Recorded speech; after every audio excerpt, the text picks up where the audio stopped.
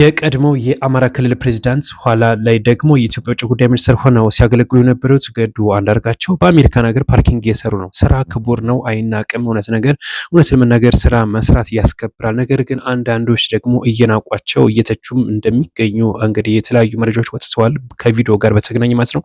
ከዚህ ድርጊታቸው ግን ብትቆጠው መልክታችን ነው። ምክንያቱም አንዳንዶች ዘርፈው ሰርቀው ውጭ ሀገር ቤት ሰርተው ተንደላቀው የሚኖራሉ። እሳቸው ግን ከዚህ ነገር እንደዛ ሳያደርጉ በዚህ ነገር በሰመራታቸው ሰርተው በመኖራቸው ምን ያክል ታላቅ ሰውና የጠነከሩ እንደሆኑ ማሳያ ነው እንላለን። መልካም ቆይታ።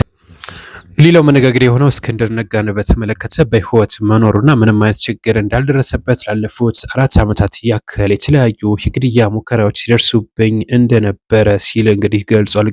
ነገር ግን ከዚህ ጋር በተገናኘ ግን ከዲደብሊው ጋር በነበረው ቃለ ምልልስ ነው ይህንን ሀሳብ የሰጠው። ምናልባትም ማን እንደሆነ ግን ከመናገር ተቆጥቧል። ምናልባትም እስኪ ታዳምጡት እንደሆነ ልጋብዛችሁ፣ ተከታትለ ነው እንመለስ።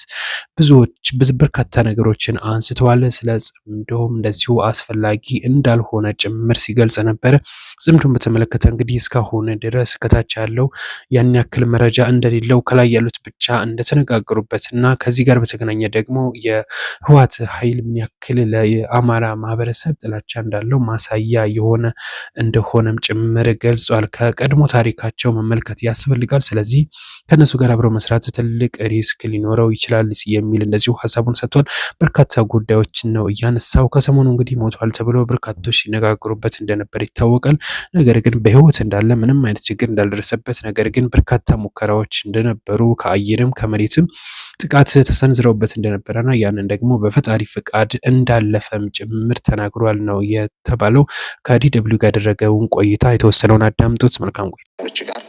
ሊፈጸም የታሰበው ስምምነት በየትኛው በምን ደረጃ ነው ያለው? በማዕከላዊ ኮሚቴ ደረጃ የሚወሰን ነው። ማዕከላዊ ኮሚቴ ማለት በነገራችን ላይ ህግ አውጪ፣ በአንድ ድርጅት ውስጥ እንደ ህግ አውጪ አካል የሚታይ ነው። በሱ ደረጃ የሚታይ ወይስ በቀጥታ የአባላትን ተሳትፎ የሚጠይቅ ነው ብለን ስንመዝነው ያለምንም ጥያቄ የአባላትን ቀጥተኛ ተሳትፎ የሚጠይቅ ነው። ለምንድን ነው እንደዚህ?